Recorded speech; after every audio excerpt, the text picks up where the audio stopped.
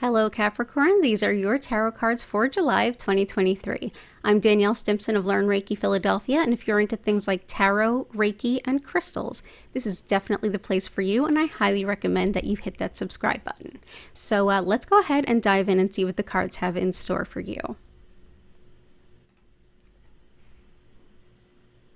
Okay, so this month the focus is on, if I could boil it down to one word, it's refinement. But also it's about making decisions, like all of the small decisions that are going to be a big deal to transforming your life in the direction that you have chosen. So the focus is represented by the Six of Swords. And in the Six of Swords, yeah, she looks a little worse for the wear, but honestly, she's going from these rough, choppy waters to the calmer waters. She is taking with her only what serves. And she is the one who has decided who is steering her and where they are taking her. This is a journey of her own taking. She's not been thrust out. So you are definitely going in the right direction. That's excellent news. But it is a journey. It's not something that you're just going to land at right away. And there's a lot of decisions to be made along the way. A lot of smaller decisions that add up into really big impact. The way we're entering this month from last month is the Six of Wands. So this is the wins that you had. There was definitely some goals that you achieved, some recognition you got. These are things that you were working at for quite some time, and you've managed to hit those goals. You've managed to get to that next level. Congratulations, you've done it. So now that you've gotten that out of the way, now you get to move on somewhere else. It's like so many stepping stones, but this was a big stepping stone. Congratulations for what you were able to accomplish in June. The challenge is the Empress, and in this case it would read as, given the placement, it reads as the Empress in reverse, or transverse as is often called. This can be a time of, rather than what it would normally be, which is to gestate and make things bigger, because it's transverse, it's quite opposite. This is a time of, the challenge is uncertainty, and also like what you want to kind of focus on growing the next thing, but it's not quite that time yet. It's not quite the time to plant all the new seeds. It's more the time to really start to decide where you want to put that energy, what you want to put energy into growing later. There's a lot of decisions again to be made, but it's also not a time of quick growth. It's a time for methodical growth, like planting the garden rather than harvesting it, if that makes any more sense.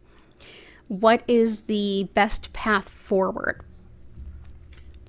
Best path forward is the Seven of Swords, and much like the card before it, given the way that it has shown up, the placement that it shows up in your reading, it has all of the energy of what this card would mean in its reverse, which is justice, but yet uncertainty, making a lot of decisions that add up to a new opportunity to reestablish balance. That's really what you want. Yes, the challenge is the uncertainty. The plus is you get to decide what the new balance looks like, what your day-to-day and long-term goals are going to look like after this. So after this sort of victory, it creates all of these opportunities, but first we kind of have to weed out what's not serving right now and what you don't want to bring with you in the future. The whispers from your guides, in a way, is a bigger version of this. So this card in the reverse can often be like a little j justice, like internal justice, your day-to-day justice. The message from your guides is sort of the capital J justice. This is about deciding what happens, how it happens, and establishing balance and maintaining balance, creating a level of balance that's really important. So what do I mean by balance? When we talk about the Six of Swords, that's the focus of the month. And the Six of Wands, which was the wins and what we're coming to this month with from last month.